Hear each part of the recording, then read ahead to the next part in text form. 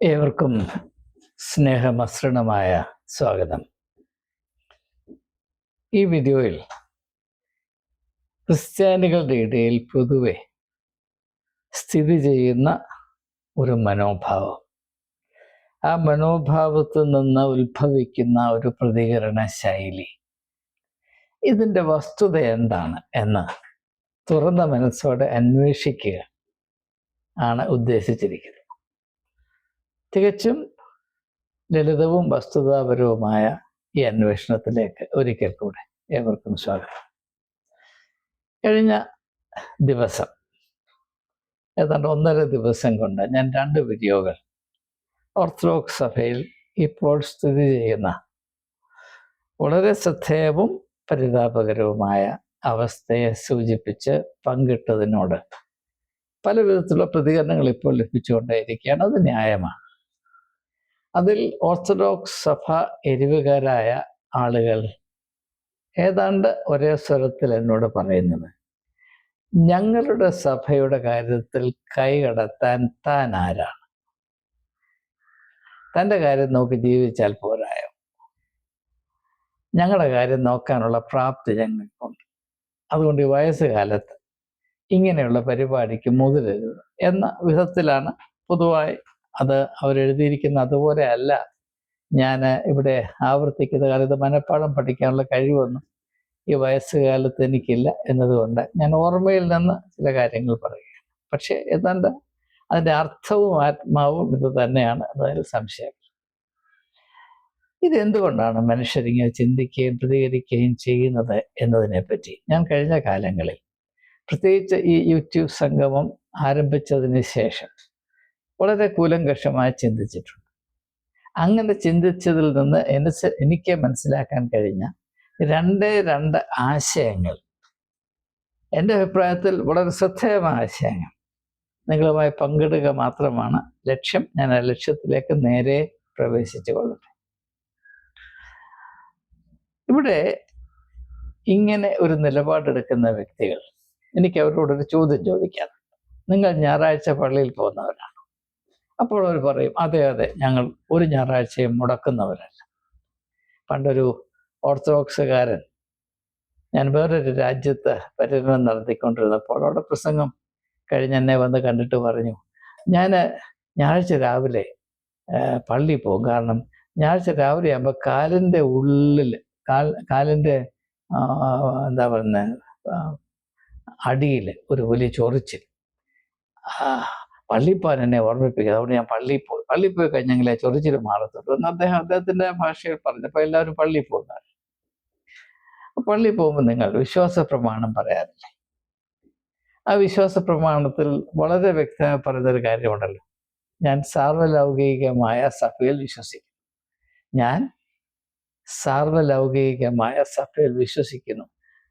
കാതോലികവും അപ്പോസ്തോലികവുമായ സാർവലൗകിക സഭയിൽ ഞാൻ വിശ്വസിക്കുന്നു. I believe in the one holy Catholic and apostolic church. Catholic എന്ന വാക്കിൻ്റെ അർത്ഥം കത്തോലിക്കൻ എന്നല്ല. ലോകം എല്ലാം ഒന്നുപോലെ കാണുന്ന, എല്ലാം ഒന്നാണ്, എല്ലാറ്റിനെയും ഉൾക്കൊള്ളുന്ന വിശാല മനസ്സുള്ള, എല്ലാറ്റിൻ്റെയും ആകത്തുകയായ യേശുവിൻ്റെ ശരീരമായ സഭയിൽ ഞാൻ വിശ്വസിക്കുന്നു പറഞ്ഞാൽ എൻ്റെ അർത്ഥം 2 പക്ഷമുണ്ട്.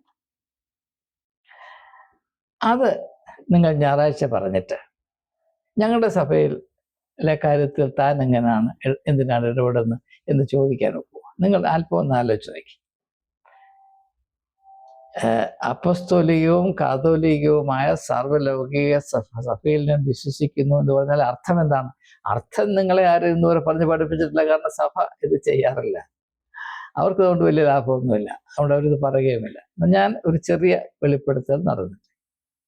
ഈ കാതോലികവും അപ്പോസ്തോലികവുമായ സാർവലൗകിക സഭയിൽ വിശ്വസിക്കുന്നു പറഞ്ഞതിൻ്റെ അർത്ഥം, സഭ എന്നാൽ ലോകത്തിലുള്ള എല്ലാ സഭകളുടെയും ആകത്തുകയ്ക്ക് മാത്രമേ യേശുവിൻ്റെ ശരീരം എന്ന വിശേഷണത്തിൽ സഭയായി അവകാശപ്പെടുവാൻ സാധ്യമാകുകയുള്ളൂ. അത് മനസ്സിലാക്കുന്നവൻ അല്പം മൂള ഉണ്ടാകണമെന്ന് ആര് നിർബന്ധം പിടിക്കുന്നില്ല, ഞാനും പിടിക്കുന്നില്ല.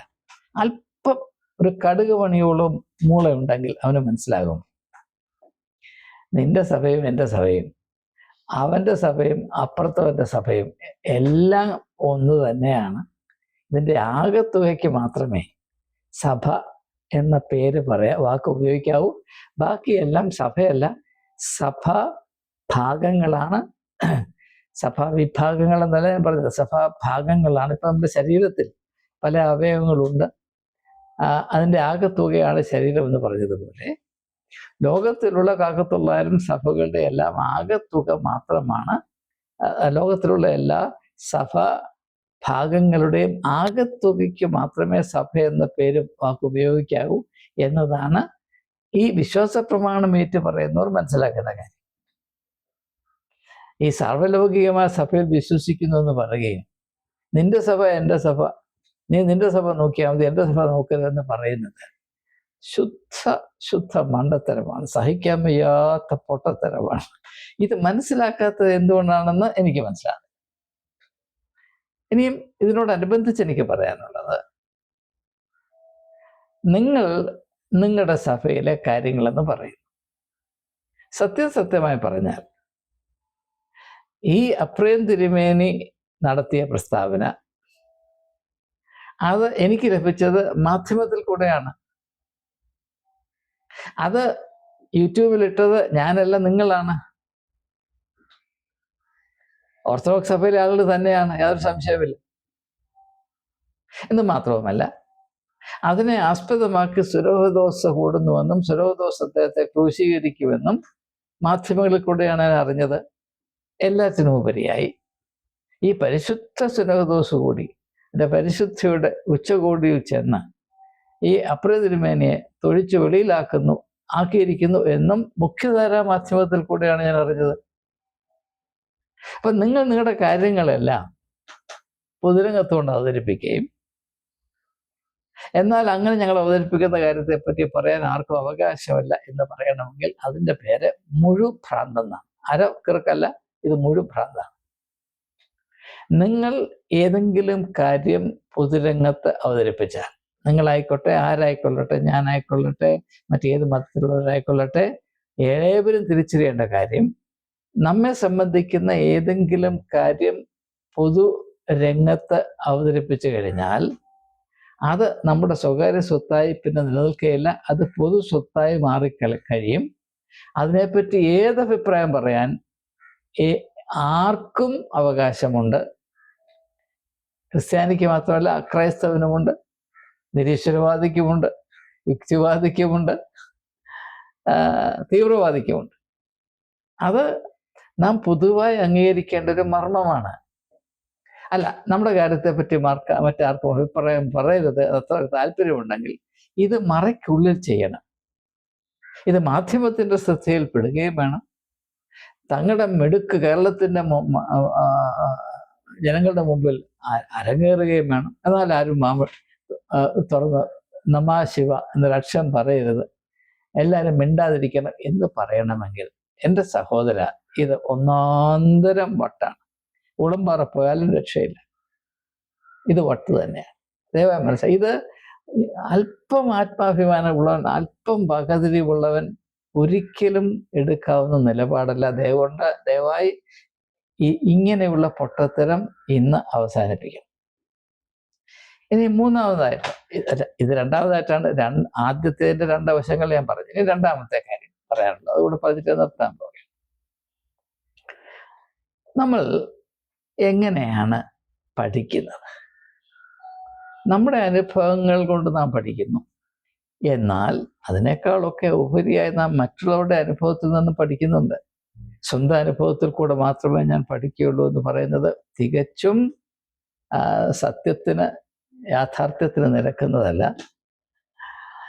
കഴിഞ്ഞ എത്രയോ നൂറ്റാണ്ടുകളായി മാനവജാതിയുടെ നന്മയ്ക്ക് വേണ്ടി എല്ലാം മറന്ന് പ്രവർത്തിച്ച അധികായന്മാരായ ആളുകൾ നമുക്ക് നൽകിയിട്ട് നിത്യതയിലേക്ക് പ്രവേശിച്ച വലിയ വലിയ അനുഗ്രഹങ്ങൾ നാം നുണഞ്ഞാണ് അനുദിനം കഴിയുന്നത്. ഇപ്പം നമ്മളാരും ഫോൺ കണ്ടുപിടിച്ചിട്ടല്ല ഉപയോഗിക്കുന്നത്, നമ്മളാരും കമ്പ്യൂട്ടർ കണ്ടുപിടിച്ചിട്ടല്ല കമ്പ്യൂട്ടർ ഉപയോഗിക്കുന്നത്, നമ്മൾ ആരും ഉണ്ടാക്കിയ റോഡിൽ കൂടെ അല്ല നമ്മൾ നടക്കുന്നത്. നമ്മളാരും പണിയിച്ച സ്കൂളിലോ കോളേജിലോ അല്ല നമ്മൾ പഠിച്ചത്. ഇത് മറ്റുള്ളവർ ചെയ്തതാണ്. നമ്മൾ ആരും എഴുതിയ പുസ്തകമല്ല നമ്മൾ കോളേജിൽ സ്കൂളിൽ പഠിച്ചത്, മറ്റുള്ളവർ എഴുതിയ പുസ്തകങ്ങളാണ്. മറ്റുള്ളവർ കണ്ടുപിടിച്ച അറിവ്, അവരുടെ വിജ്ഞാനമാണ് നാം സ്കൂളുകളിൽ നിന്നും കോളേജുകളിൽ നിന്നും ഒക്കെ പഠിച്ച് മിടുക്കരായിട്ടൊക്കെ നിൽക്കുന്നത്. അപ്പോൾ നാം മനസ്സിലാക്കേണ്ട കാര്യം, നാം വളരെ വസ്തുനിഷ്ഠമായി നമുക്ക് ചിന്തിക്കും. ഓർത്തഡോക്സ് സഭയിൽ ഇപ്രകാരമുള്ളൊരു സംഭവം ഉണ്ടായി. ഞാൻ ക്രിസ്ത്യാനി പോലും ആകണമെന്നില്ല. എനിക്ക് സാമാന്യമായ കാര്യങ്ങളെപ്പറ്റി അറിയാൻ താല്പര്യമുള്ളൊരു വ്യക്തിയാണ്. എൻ്റെ മതം എന്താണെന്ന് നിങ്ങൾക്ക് മറന്നേക്കും. ഞാൻ അക്രസ്ഥാനം നിങ്ങൾ വിചാരിച്ചോളൂ. എന്നാൽ ഇങ്ങനെ ഒരു സംഭവം നടക്കും. എന്താണ്? യേശുവിൻ്റെ പേരിൽ, യേശുവാണ് ഞങ്ങളുടെ അടിസ്ഥാനം എന്നൊക്കെ പറഞ്ഞ് ഒരു സഭ, അതും ഓർത്തഡോക്സ് സഭ. ഓർത്തഡോക്സ് എന്ന് പറഞ്ഞാൽ വിശ്വാസ പ്രമാണത്തിൽ യേശുവിനോട് ഏറ്റവും അടുത്തു നിൽക്കുന്ന സഭ എന്നാണ് താത്വികമായ അവകാശവാദം. അങ്ങനെ ആയിരിക്കണം. അങ്ങനെയൊരു സഭയിൽ ഒരു പ്രധാനപ്പെട്ട പ്രശ്നം വന്നപ്പോൾ, അത് ദീർഘകാലം എല്ലാവരും അലട്ടിക്കൊണ്ടിരുന്നപ്പോൾ, അവരുടെ തിരുമേനിമാരുടെ വശത്തിൽ നിന്ന് ഒരു അപ്രയം എന്ന് പറഞ്ഞൊരു തിരുമേനി ഒരു ബലഹീനമായ നിമിഷത്തിൽ അദ്ദേഹം പറയുന്നു, യേശുവിൻ്റെ പഠിപ്പീരുകളെ ആശ്രയിച്ച് വേണം നമുക്കിത് കൈകാര്യം ചെയ്യാൻ എന്ന് പറഞ്ഞപ്പോൾ, അദ്ദേഹത്തിനെതിരെ പുലി പോലെ ചീറ്റിക്കൊണ്ട്